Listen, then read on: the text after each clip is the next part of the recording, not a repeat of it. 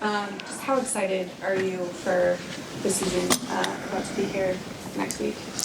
We're all really excited. We've been working hard for what feels like a really long time now, and as Billy said, we've been doing a lot of live competitive stuff in practice, so we're just excited to get all of us versus somebody else instead of all of us just versus each other all the time. So, the energy's been good. People have been pumped up, and we're ready to go. How are you personally managing the spotlight that's been put on you since you transferred back here? There's not a spotlight if you don't think about there ever being a spotlight, and I don't think I've ever looked at it that way. So, like, with that being said, it's never felt like there's ever any kind of spotlight. It's just our team, and we show up and we go to work every day, and that's just how it is. When you're at practice for the last couple of weeks and you're hearing the construction noises and seeing the other grandstands being put up, what does that make you feel when you know that in just a few weeks you'll be back here and even more people will be having a chance to watch you guys play? I think it makes us excited because it just shows how our game is growing, and it's an awesome feeling to just know that the people of Nebraska are excited to come and watch softball.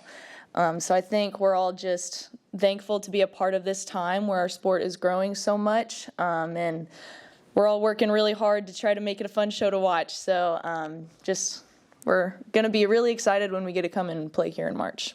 Jordy, Coach was at her request to put this question to you, just fitting in, and she mentioned it feels like with a lot of the older veterans that you've been here forever and it's not your first time here. So how easy or how difficult was that to kind of work yourself in and some of these players that you grew up playing with and just being in a new environment? Yeah, definitely having a lot of those friendships from when I was younger helped a lot. But these girls, this is one of the nicest teams I've ever been on. All of these girls are just so welcoming. No one had their guards up, anything like that. Everyone is just who they are every day. And when everyone's just who they are, it's really easy to get to know each other, and it's easy for you to be yourself.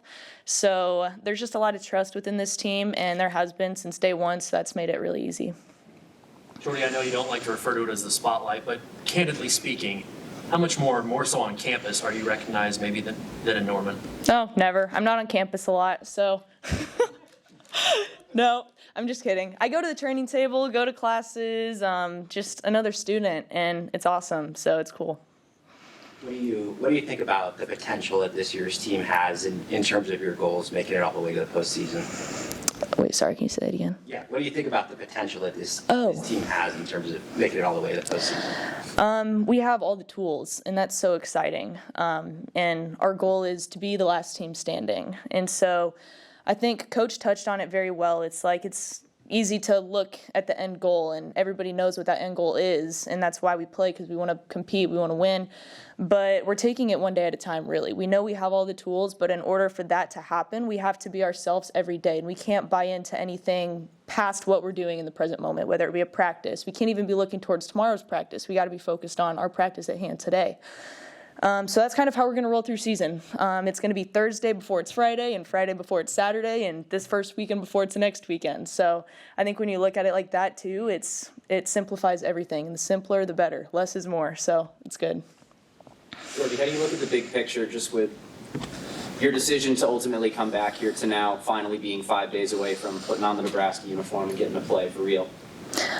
It's crazy because I feel like I've been here a really long time, but when I look back a year ago today, we were just about to start season. So, it's just crazy when you think about it and like that. But, it feels like we've been on campus working for a really long time now because it started right when the summer hit. So it's just cool because this season's been anticipated, and we're just all excited for it to start, and now it's here.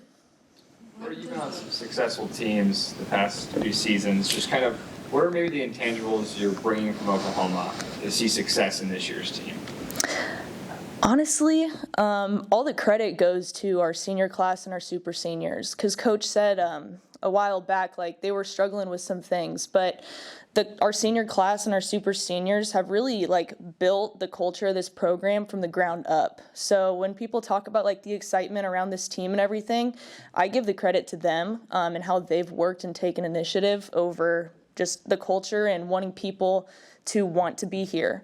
And they've done a really good job of that. And so I think that's something like you don't take from one program to the next. That is something that they have taken since day one as freshmen and worked for. So really, I don't know if anything's really being taken, but just this team is special. Since you transferred back, you've been really big on growing the sport in the state of Nebraska. And if we look ahead to game one, there's a chance that it could be you and Ruby. So what does that say about the talent that's from Nebraska? And if you faced her last year, so just what does that say about softball here? It's exciting. It just shows girls here that, you know, like the Midwest isn't huge when it comes to softball hype and all that kind of stuff, but it just shows you that that doesn't really matter. You don't have to be from a certain place or a certain state or a certain hot spot to be able to play ball at the highest level. I love Ruby. She's a great competitor. She works hard. She just matures every single year to turn into this competitive woman who's inspiring younger girls. And so I'm just super happy for her because she's worked really hard to get where she is, and it's really exciting for young girls all over the state to see. What does the 5% on your 5%. So something that we've talked about as a team. So my dad's a firefighter, and it's kind of an analogy with the fire service. So like we say only like 5% of firemen's calls are like the worst of the worst that you could think of. But they train for that 5% so that when it happens, they're ready for it. And so on our team, we're saying we're training for the 5%. We're training for the most high pressure moments in our game that might happen only so often, but when they come, we're going to be ready for it, and we're not going to be timid or held back at all. We're going to be drooling at the opportunity. So just ready for that small percent. How much are you looking forward to really being a bat in this lineup, and did it take some getting used to again to swing away again? Well, I mean, like even the last 2 years, like I hit in practice and everything. So I'm just still taking the mindset that whatever coach asks me to do, I want to be ready to do and help our team in whatever way possible. So that mindset, I mean, I'm just excited to get to compete in whatever part of the game it may be. Kind of a random question. We're doing a story on Bryson. I mean, how happy are you that you get to come home and see him play in his games? And I assume there's no ill will that he's a Titan and you were a Monarch? No, none at all. It's been a really fun just fall and winter. I would just hear a lot of the times the last 2 years about how well he was doing. I'd watch games when I could on the live stream, but just being able to be in person and see him do what he loves and he's so good at and he works really hard for. It's been just a special fall and winter. And I'm really not taking any of it for granted, just because having missed it for so long. But I love all my brothers. And even the last 2 years when I got to make it back for a football game for my brother Broden, like that was always just a highlight of the year. So I've had a lot of highlights of the years this fall and winter. So I'm just excited for him. He's worked really hard. So. Jordy, where have you seen the biggest growth in your game this offseason? What have you tried to work on, and then how have you seen that develop? I think in working with Coach Sipple, a big piece is just continuing to grow in like the headspace. Once you get to a certain point, like especially like for college athletes, that mind game is one of the hardest parts to manage and hardest parts to be in control of.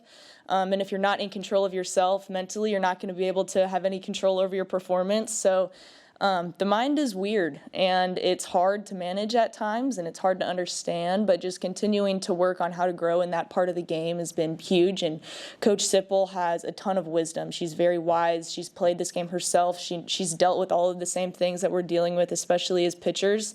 So I've been leaning on her a lot in that space.